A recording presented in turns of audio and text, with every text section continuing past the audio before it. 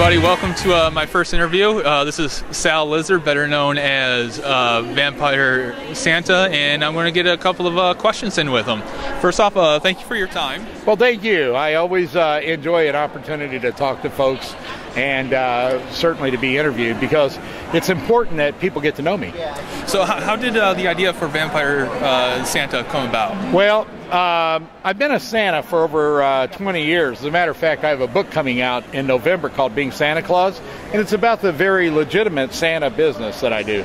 But after I started acting in the past 10 years, I've been in over 36 films, and they're mostly horror independent films.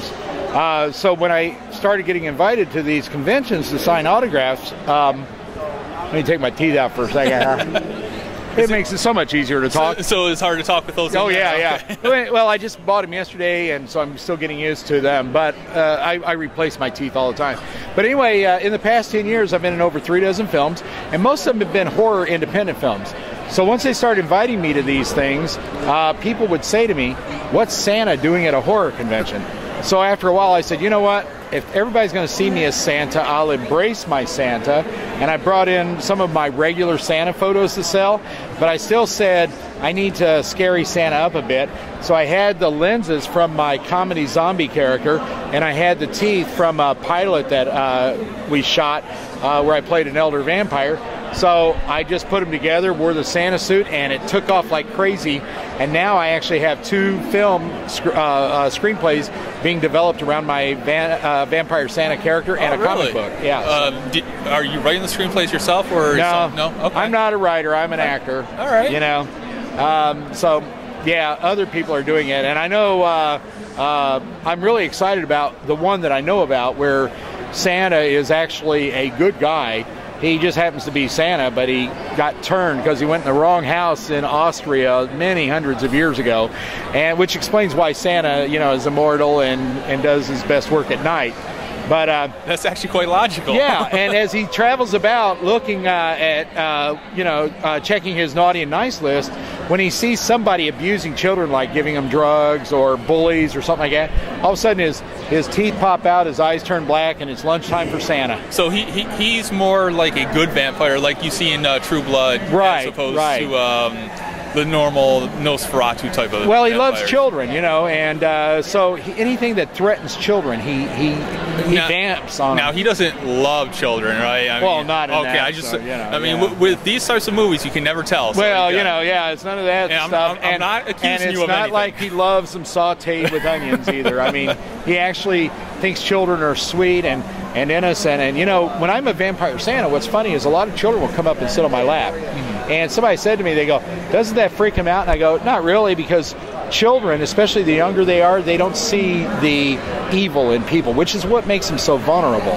Now, have you ever dressed up as a Vampire Santa during your the normal holiday season in fall or anything? No. Okay. No. What happens is my horror convention period ends at the beginning of November, and from November and December are my genuine Santa months, and so yeah, I don't confuse the two. Okay, so how did you get into the genuine Santa thing? Because that just seems like a very weird the genuine Santa, especially nowadays with all the weird things that are going around and accusations. Yeah, just in general. Now, what happens is people ask me all the time. They go, "When did you decide to become Santa?" And I said, "I didn't really decide to become Santa.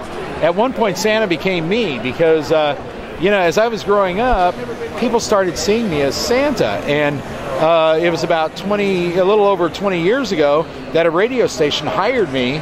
I know it was a business owner, and they asked me to come and take part in a thing they were calling the Winter Olympics to raise money for one of the children's charities. And when I showed up, the DJ whose team I was on brought a Santa cap and asked me if I'd mind wearing it. And then the radio station asked me to be a Santa, and I didn't think I looked that much like Santa, but everybody else did. And you so definitely do. Over the years, it wasn't until this picture here. Let me pull this in. This picture here is my #1 selling photo. And it wasn't until I saw this picture that I went, damn, I really do look like Santa. So, it's one of those things that I decided to embrace.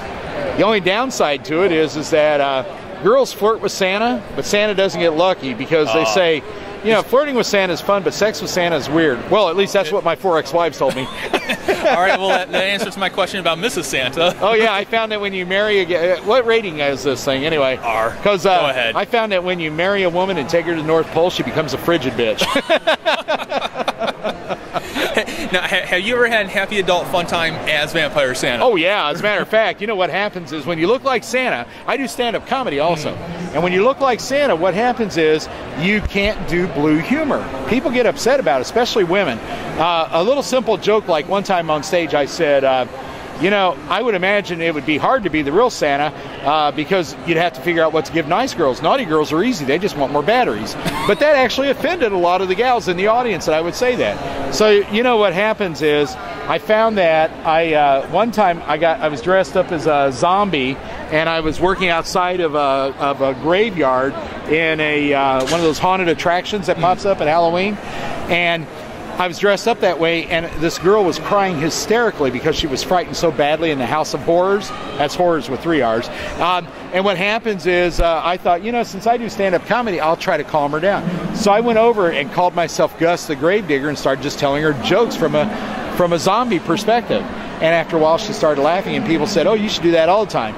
Gus the Gravedigger morphed into Abner Zombie, the stand-up comedy zombie, and part-time gravedigger as a result of that. But I found that I can do blue humor with that. I mean, I look out at a girl in an audience and I'll say, can I tell you something as a professional zombie? And they always say yes. And I go, you look like you would be some good eating. And everybody just laughs. And then I found that when I'm dressed up as the Vampire Santa, that's so over the top that I can look at girls and say, you know why it's important to leave Santa cookies? And they go, why? I go, because if you don't, I'll lick your pie. And they just laugh. They get away with that. Now, after seeing that zombie photo of you, you actually look a bit like Sid. I know I'm going to butcher his name. Sid Haig? Yeah. Yes, I know. Have you ever like doubled with him or No. And what's funny is one of the more there's been shows where he's shown up where he's dressed up as a Santa also. You know, not as a vampire Santa, but just as this creepy Santa. You know. Okay. But yeah, Sid Haig and I've met him. He's a great guy. I don't know what he thinks of me, but I hope he thinks I'm a great guy. Oh, he seems like he'd probably be cool with the whole get up. Now let's talk a little bit about your movies. You said you've been in over 3 dozen. Over 3 dozen, yes. Now I'm sure there's a couple of stinkers in there and a couple of winners. Actually, you know what's really funny is that the worst film I ever made is a fairly popular film, but the guy who directed it, I won't say what the name of the film is because he got really upset with me because I didn't tell everybody it was a great film. He goes, you're in this film, you should tell everybody it's great. And I go, well, I'm not going to lie to people, you know, because then I lose credibility. But this one film right here, this one here, this is my #1 selling video, and to be honest with you, I think it's the 2nd worst film I was ever in. Really? But the thing of it is a buddy of mine, he said, it's my first film, I'm going to make mistakes, and that's why it's so bad. He made a lot of technical mistakes and stuff, but he goes, since I know I'm going to make mistakes, I want to do a farce. So he asked me, as a comedy person, to take the script and write the jokes. So I said, what kind of jokes do you want? He goes, make them really, really sick. It's a hillbilly thing, and I want to be really sick and really funny humor. Nothing's off limits. So I wrote the jokes. Then on the day we started filming it, he only had 1 professional actor in it. The rest were all neighbors, and the guy who was supposed to play the lead role couldn't deliver his lines. So I'm trying to teach him how to act on the spot. And Ray said to me, since you know the script so well, why don't you play her husband? And I went, Ray, I'm supposed to be her daddy. I'm twice her age. He goes, it don't matter. It's a hillbilly film. I was just about to say, there's a joke right there. You can be her daddy and twice her age. So this movie is so politically incorrect that one of the reviewers had a whole long paragraph of people that would be offended by watching it. And then finally it said, hell, if you breathe air, you'll be offended by this film. And then his last line was, I love it. Awesome. And